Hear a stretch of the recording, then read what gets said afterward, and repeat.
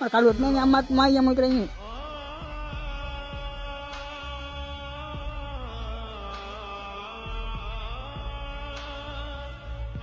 මේ වීඩියෝ අනිවාර්යෙන් පුළුවන් තරම් ෂෙයා කරන්න. නැති බැරි මිනිස්සුන්ට මේ උදව් කරන්න ඕනේ අපි. ඇත්තටම මේ අත්තාන වඩුවේ අපිත්තාන වඩුවේ මාවේ මොකද්ද එච්චේ පියසේන මේ දැන් මේ ගෙදරට කරන්ට් එක ගන්නද සල්ලි එකතු ගන්න. ඔව් කීයක්ද මදි? 41000ද මදි.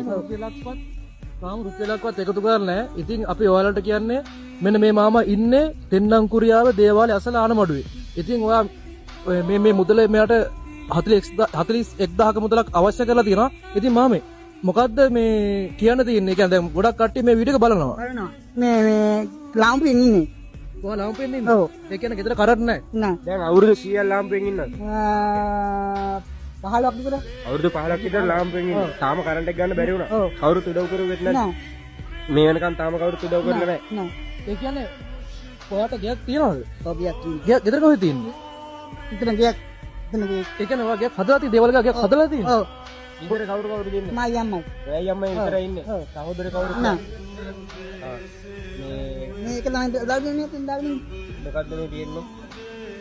එච්චේ පියසේන තෙන්නංකුරියාව දේවාලය ඇසල ආනමඩුව.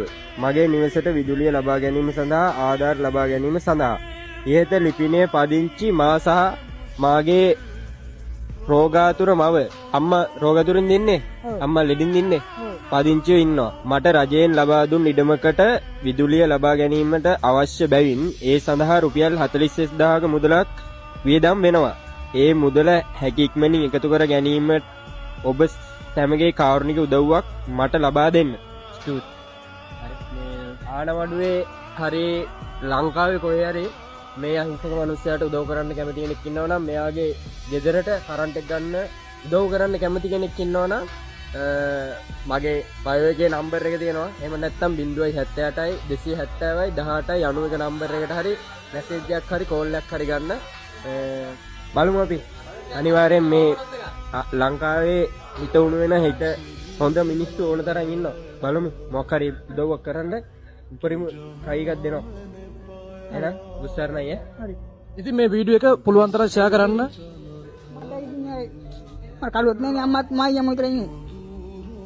අම්මට ගොඩක් ආදරේද? ඔව්. ඈ?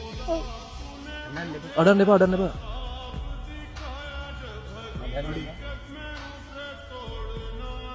අම්මට මොතරම් ආදරේද? ඔව්. ගොඩක් ආදරේ.